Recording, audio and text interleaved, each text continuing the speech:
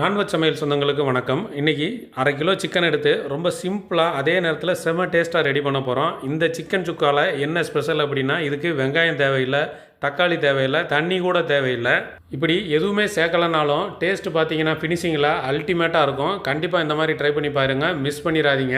வணக்கம். நீங்கள் நம்ம நான்வெஜ் சமையல் என்ன பார்க்க போகிறோம்னா சிக்கன் சுக்கா. அதுவும் சிக்கன் சுக்கா வந்து ரொம்ப சூப்பராக எளிமையாக தயார் பண்ண போகிறோம். அதுக்கு ஒரு குக்கர் எடுத்து வச்சுக்கோங்க. எடுத்து வச்சுட்டு இதில் இன்றைக்கி நம்ம வந்து அரை கிலோ சிக்கன் எடுத்துருக்கோம். அரை கிலோ சிக்கன் வந்து எலும்பு எல்லாம் சேர்ந்து கலந்து தான் எடுத்துருக்கோம். ஒவ்வொரு துண்டு பார்த்தீங்கன்னா இந்த அளவில் தான் இருக்கணும். இதை விட சிறுசாக கூட நீங்கள் வெட்டிக்கலாம், ஆனால் பெரிய துண்டாக வேண்டாம். இப்போ வந்து நல்லா 2-3 தடவை கழுவி எடுத்து வச்சுருக்கோம். கழுவி எடுத்து வச்சுருக்க இந்த சிக்கன் துண்டுகள் எல்லாத்தையுமே இந்த குக்கரில் சேர்த்துக்குவோம். சிக்கன் துண்டுகள் எல்லாத்தையுமே குக்கரில் சேர்த்துக்கோங்க. இப்போ நான் அடுப்பு பற்ற வைக்கல.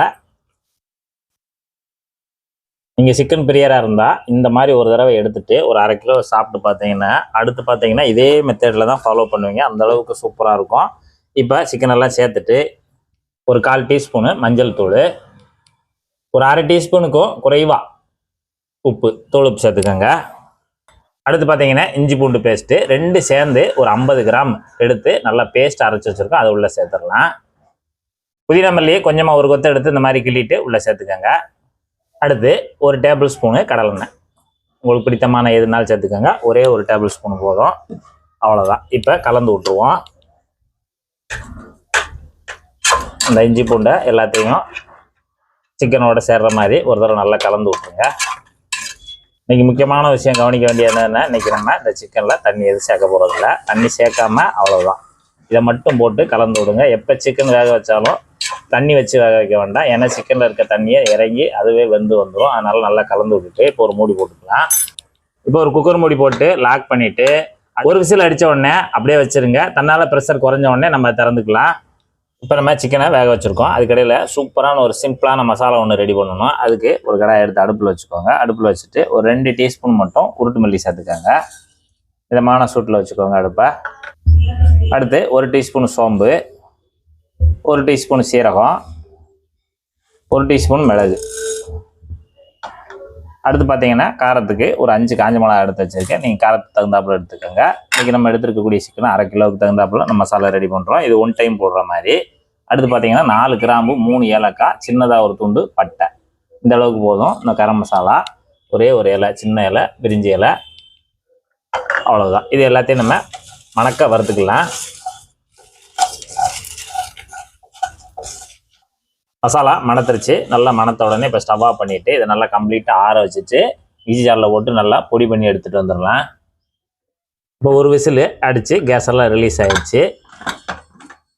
பார்த்தீங்கன்னா சிக்கன் நல்லா பக்குவமாக வந்துருச்சு. ஒரு விசில்லே நமக்கு சிக்கன் நல்லா வெந்துடும். கூட ஒரு விசில் விட்டிங்கன்னா அது சிக்கன்லாம் கஞ்சி ஆயிரும். பார்த்தீங்கன்னா நல்லா வெந்துருச்சு. இப்போ தண்ணியே நம்ம சேர்க்கலை. பார்த்தீங்கன்னா தண்ணி பாருங்கள் எவ்வளோ இருக்குன்னு. கிட்டத்தட்ட நமக்கு ஒரு 200 ml தண்ணியாவது அந்த சிக்கன்லேருந்து இறங்கி இருக்குது. அதனால் தண்ணி எதுவும் சேர்த்துட்டிங்கன்னா அப்புறம் நமக்கு தண்ணியும் சிக்கன் தண்ணியும் சேர்ந்து நிறைய வந்துடும். நம்ம அப்புறம் சுக்கா பண்ணும்போது எக்ஸஸாக இருக்கும். அதை நம்ம ஒன்றும் பண்ண முடியாது. அதனால் நம்ம சொன்ன அளவுகளில் கரெக்டாக ரெடி பண்ணிக்கோங்க. இது அப்படியே ஒரு பக்கம் இருக்கட்டும்.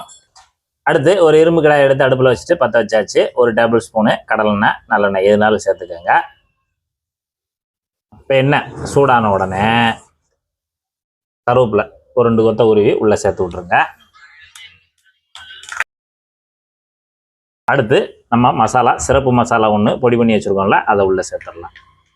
அடுப்பை மீடியத்தில் வச்சுக்கோங்க. இந்த எண்ணெயிலே மசாலாவை போட்டு நல்லா பரட்டி விடுங்க. ஆமாம், நம்ம வந்து இன்றைக்கி அரை கிலோ சிக்கன் எடுத்துருக்கோம். அதுக்காக மொத்த மசாலாவையும் அரைச்சி பொடி பண்ணி உள்ளே சேர்த்துட்டோம். நல்லா அந்த அளவுக்கு சேர்த்து முடிச்சுட்டு அப்படியே நம்ம சிக்கன் வேக வச்சுருக்கோம்ல, அந்த தண்ணி, அந்த சிக்கனு எல்லாத்தையுமே உள்ளே சேர்த்துருங்க. சேர்த்துட்டு இப்போ நல்லா கலந்து விடுங்க.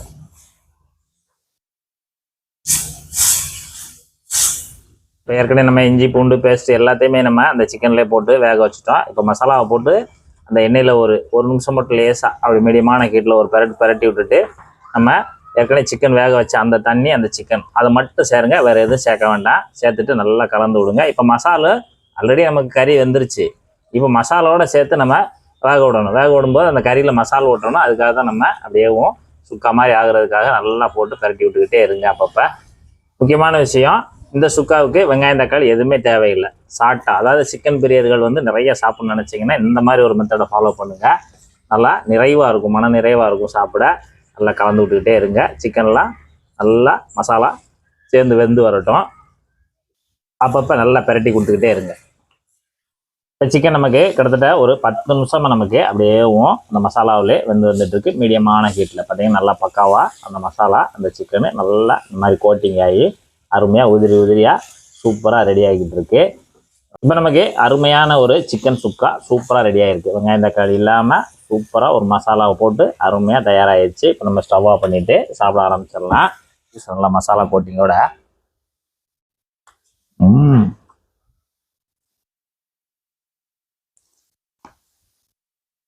பாபா சுவையோ சுவை, சூப்பர் சுவை.